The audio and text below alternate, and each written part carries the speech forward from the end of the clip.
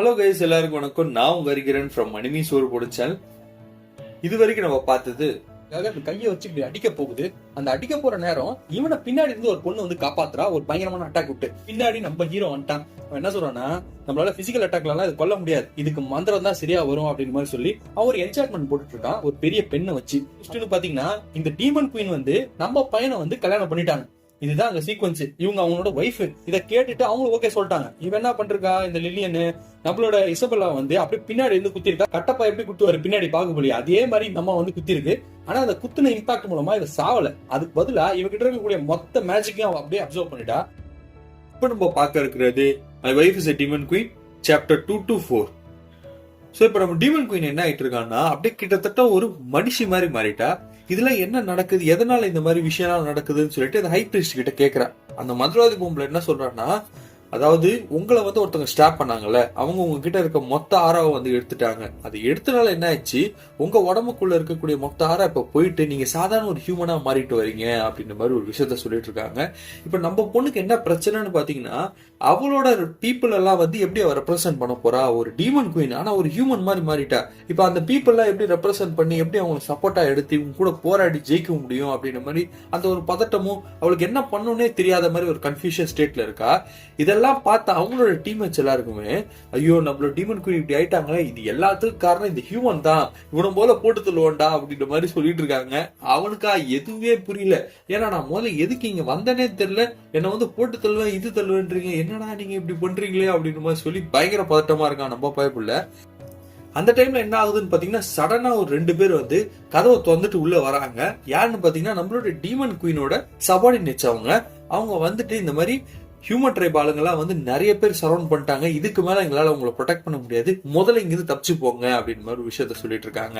இப்ப என்னன்னு பாத்தீங்கன்னா, நம்ம பொண்ணு நியூடா இருந்தா, இப்ப பாத்தீங்கன்னா ஹுடி ஜாக்கெட் எல்லாம் போட்டுட்டு இருக்கா, பேண்ட்டும் போட்டுட்டு இருக்கா. என்னடா இது அப்படின்னு மாதிரி சொல்லி பார்த்தா, எங்க இருந்து அந்த சோர்ஸ்ன்னு யோசிக்கிறப்போதான் நம்ம பைப்ல பின்னாடி இருக்கான். அவனை மொத்தமா எல்லாத்தையும் கழட்டி போட்டு வெறும் அப்படியே ட்ரௌசரோட நிக்க விட்டாங்க. அவனுக்கு என்ன பண்ணனே தெரியல, என்னையா பண்றீங்க நீங்க அப்படின்ற மாதிரி இருக்கான். இந்த பொண்ணும் வந்து ஹுடி ஜாக்கெட்லயும் பேண்ட்லயும் வந்து பாத்தீங்கன்னா செம்மையா இருக்கா. சோ அவங்களுக்குள்ள நடக்கக்கூடிய டிஸ்கஷன் என்ன, முதல்ல இங்கிருந்து போகணும், அதுக்கான ப்ரொசீஜர்ஸ் எல்லாத்தையுமே பண்ணலாம் அப்படின்னு மாதிரி சொல்லி யோசிச்சுட்டு இருக்காங்க. இப்போ நம்ம ஹை பிரிஸ்ட் நம்மளோட குயின் கிட்ட என்ன சொல்றாங்கன்னு பாத்தீங்கன்னா, அதாவது நீங்க வந்து பாத்தீங்கன்னா கிட்டத்தட்ட ஒரு ஹியூமன் ட்ரைப் மாதிரி தான், உங்களை வந்து ஈஸியா ஐடென்டிஃபை பண்ண முடியாது, நீங்க டீமன் ட்ரைப்னு சொல்லிட்டு, ஏன்னா உங்க அப்பியரன்ஸ் எல்லாமே மாறிடுச்சு. சோ நீங்களும் வந்து உங்களோட ஐடென்டிட்டியை ரிவீல் பண்ணிக்காதீங்க, நீங்க ஒரு சாதா ஹியூமனாவே இருங்க கொஞ்ச நாளைக்கு, அது மூலமா தான் நம்மளால ரிவெஞ்ச் பண்ண முடியும் அப்படின்ற மாதிரி ஒரு சில விஷயங்கள் சொல்லிட்டு இருக்காங்க.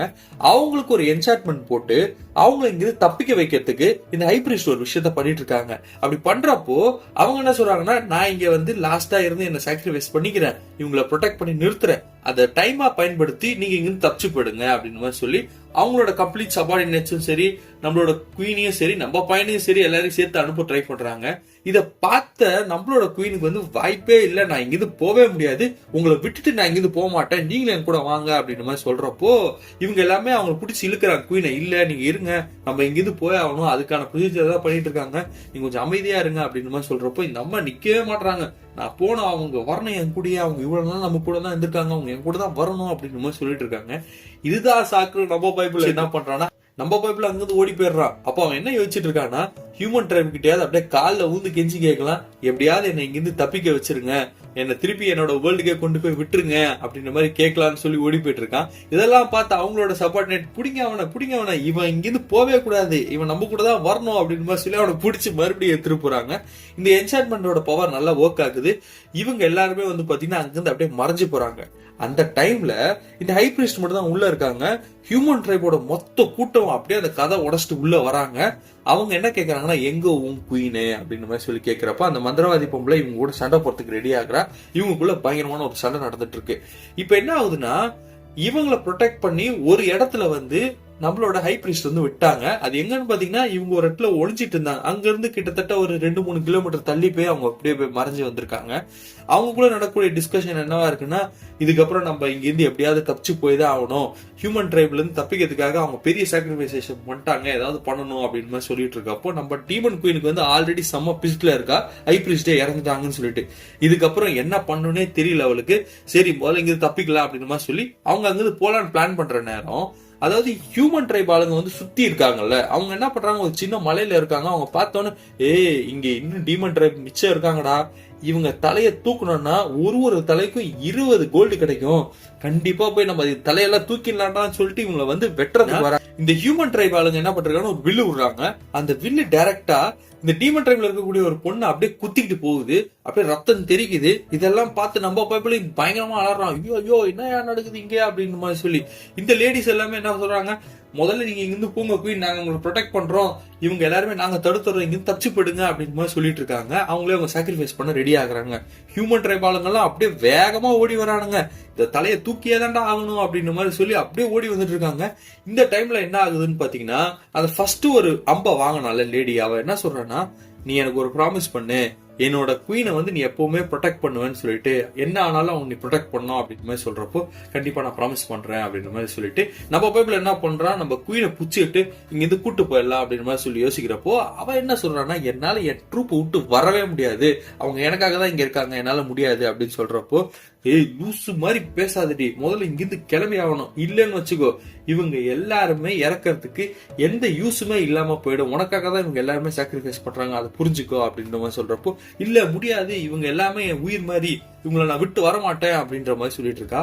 திருப்பி சொல்ற, பைத்தியகாரத்தனமா பேசாத, அவங்க எல்லாருமே சாக்ரிஃபைஸ் பண்ணிட்டு நீ உயிரோட இருக்கணும் மட்டும்தான், நீ உயிரோட இருந்து அவங்களை ரிவெஞ்ச் பண்ணணும், ஒழுங்கா வாயை புத்திட்டு என் கூட வா அப்படின்னு மாதிரி சொல்லி கூட்டு போறாங்க.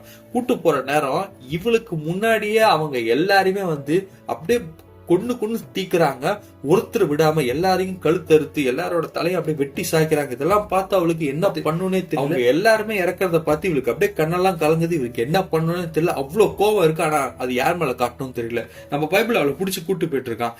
இந்த டைம்ல தான் என்ன ஆகுதுன்னு பாத்தீங்கன்னா, திடீர்னு ஹியூமன் ட்ரைப்ல இருக்க ட்ரூப் வந்து இவங்களையும் வந்து சரௌண்ட் பண்றாங்க. சரௌண்ட் பண்ணிட்டு அவங்க யோசிக்கிறாங்க, இவங்க என்ன ஹியூமன்ஸ் மாதிரி இருக்காங்க, இவங்க கிட்ட வந்து ஹியூமன்ல இருக்கக்கூடிய கிளாத் மாதிரி இல்லாம கொஞ்சம் டிஃப்ரெண்டான கிளாத்தா இருக்கு, வியர்டா தான் இருக்கு. நான் என்ன நினைக்கிறேன்னா, இவங்க எல்லாமே டீமன் ட்ரைப்ல இருக்கக்கூடிய அடிமைகளா இருப்பாங்க, அதனாலதான் அவங்க இப்படி இருக்காங்க அப்படின்னு மாதிரி சொல்லி அவங்க யோசிச்சுட்டு இருக்காங்க. இவங்களை அடிக்கலாமா வேணாமான்னு சொல்லி ஒரு தாட் ப்ராசஸ் போயிட்டு தான் இருக்கு. இதுல ஒரு சோல்ஜர் என்ன பண்றான், இவங்க எதுவா இருந்தா என்ன, இவங்க தலையை எடுத்துட்டு போய் கொடுத்துருவோம், 20 கோல்டு கிடைக்கும், முதல்ல பண்ணலாம்டா அப்படின்னு மாதிரி சொல்லி இவங்களை வெட்டுறதுக்கு போறான்.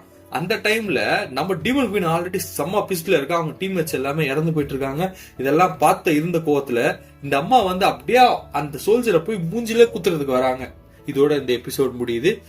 அடுத்த இன்ட்ரெஸ்டிங்கான சாப்டரோட நான் வந்து நாளைக்கு உங்களை சந்திக்கிறேன். Until then, bye from your Hariharan from Anime's World Channel. Thank you.